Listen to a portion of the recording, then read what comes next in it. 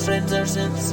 If you want to get your music out on these streaming platforms like Spotify, Apple Music, or God forbid even TikTok, then you have to use something that is known as a digital distribution service. There is a number of these available out there now that you can choose from as independent artists, including DistroKid, CD Baby, TuneCore, etc. I should make it clear at the outset that this video is not sponsored, and the purpose here is not to recommend any one of these distributors over any of the other ones. Each of them have got their own particular pricing models, features, and also flaws that you will want to research and consider for yourself. But today, I wanted to share with you my experience with one specific distributor, which frankly has really pissed me off, and to warn you against choosing to release your music with them. I am of course talking about Amuse.io. For a long time, there was a very limited set of options available for independent artists when it came to digital distributors, especially if you had limited funds, which, let's face it,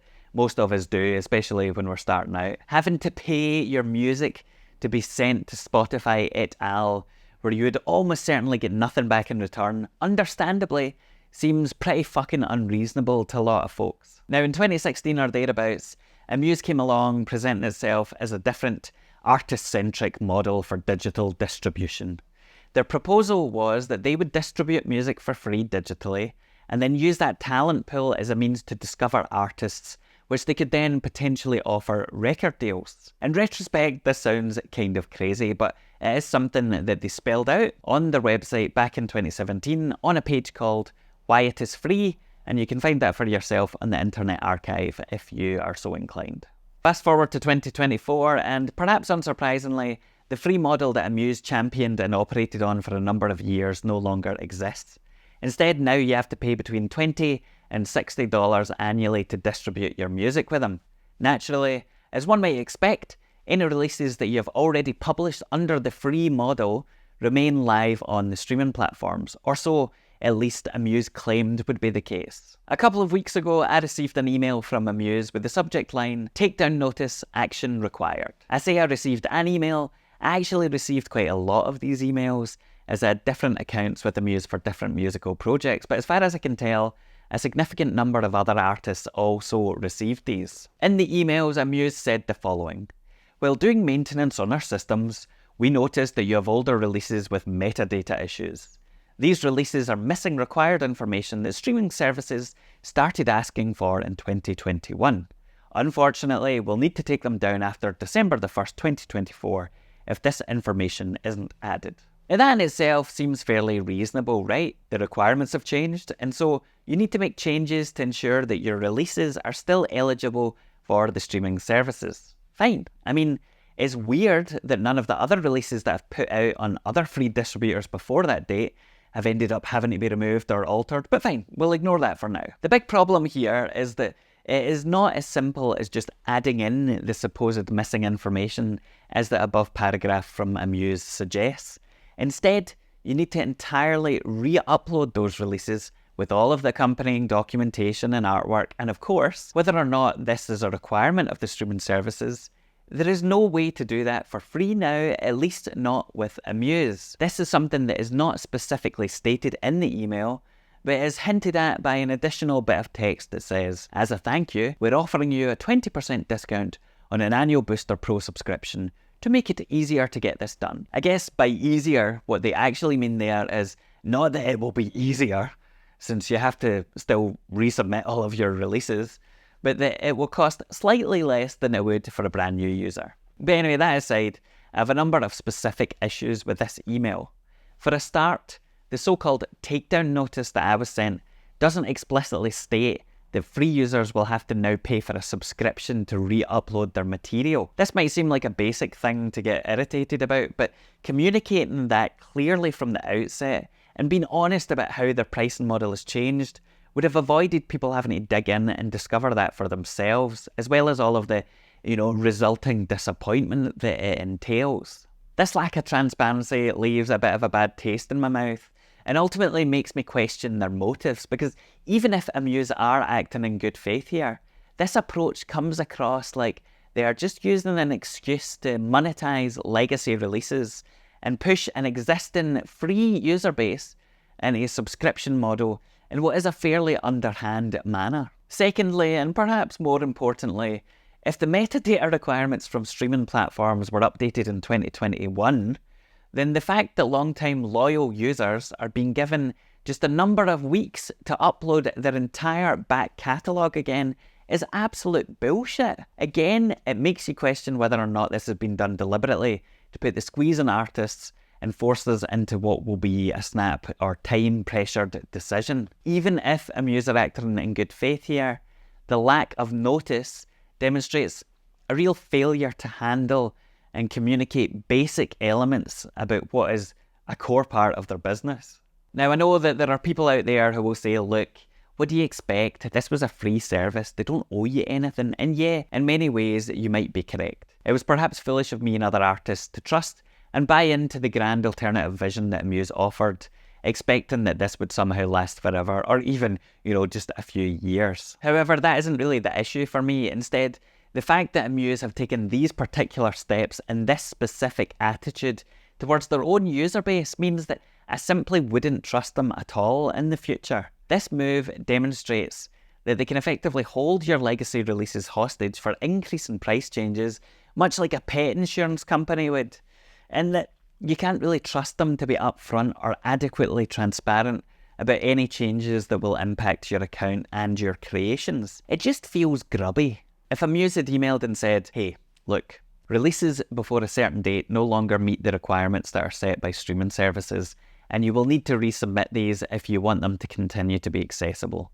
You aren't able to just edit these directly due to limitations in the way distribution is handled by our streaming partners. We appreciate that you've been part of our journey for so long. However, unfortunately, the free pricing model that you originally signed up for no longer exists. And so, to continue using our service, you will need to sign up for a yearly subscription. We know that this may not seem ideal or be news that you want to hear, but we really believe that the features and service we offer is great value and worth investment to share your music with the world, blah, blah, blah. Insert thank you coupon code here, etc. That kind of clear, open messaging, coupled ideally with a longer notice period to actually deal with it and consider the issue rather than having it, sprung on us 3 years after the streaming services supposedly started asking for this extra unspecified metadata, which no other platform seems to have an issue with, by the way. That all would have changed things for me entirely. Interestingly enough, Amuse already had a blog post on their site explaining why they had moved away from providing free distribution, and they could easily have directed people to that, but they chose not to for whatever bizarre reason. As it is, this whole thing feels shady as fuck, and any criticism or pushback from users that I've seen of Amuse publicly has led to them just simply directing folks to contact support. However, I did so weeks ago, and I've heard absolutely nothing in response. This is not a one-time deal either, as in the past I've really struggled to get any kind of reply from Amuse, which is a large part of the reason actually that I decided not to sign up for their subscription model when it first came in. So it seems that despite all of their fluffy rhetoric about commitment to artists, blah blah blah, Amuse really just don't give a shit. Now, I currently have about 12 different releases for various projects that have been distributed through Amuse, and I now, unfortunately, am actively in the process of moving them to different providers, though the work and cost involved in doing that is fairly significant, so it has taken me a bit of time. Unfortunately, whilst Amuse definitely can't be trusted from my perspective, and I definitely won't be giving them any of my money, the reality seems to be that none of the distributors that we have to choose from at this point are especially great, and none of them really seem like much of a safe bet longer term. Ultimately, independent artists just don't seem to be a priority or a real concern for these businesses based on their actions, and they are only really interested in sucking up as much of your cash as possible. As a result, we need to prepare for the very real possibility that our entire back catalogues could and probably will be taken down at any point with minimal, if any, notice. In an ideal world, we wouldn't need to engage in this flawed ecosystem anyway, but so long as Spotify and other similar services remain as popular as they are for regular folks to listen to music, that seems unavoidable. Yes, you can upload things to Bandcamp or similar, where you have much greater control and can make more cash through purchases, etc. However, you need to be prepared for the understanding that The majority of people out there are not going to go out of their way to use those more niche platforms, at least not on a daily basis. And that will impact the folks that get exposed to, listen to, and buy your music. That is just the sad truth of the matter. One of the practical things that you can do at this point as an artist is to make sure that you have all of your releases neatly catalogued, documented and organised with the artwork, original WAV files, and any other relevant details stored in a central place that you can easily access should you need to re-upload any or all of it. This is something that is really easy to overlook, especially when you first start putting out music, but trust me, it is worth investing a bit of time into. A special thanks, by the way, goes to George L909, who brought this up in the comments recently as well. To close out, it seems appropriate to tell you that I have a brand new album called Brain Holiday, which just came out. It is a collection of dreamy electronic tracks that were largely written on my Dirty Wave MA, although there is some Eurorack goodness in there as well. You can find it on all of the usual streaming places, but if you want to properly give me some support, you can get it on Bandcamp, or alternatively, if you sign up to my Patreon, you get access to not just that album, but all of the other albums and things that I've ever made, or at least the vast majority of them. The links to both of those are in the description. Thank you very much if you give it a listen. I hope you like it, and it should go without saying, but this was definitely not fucking distributed using Amuse. For now, see you later.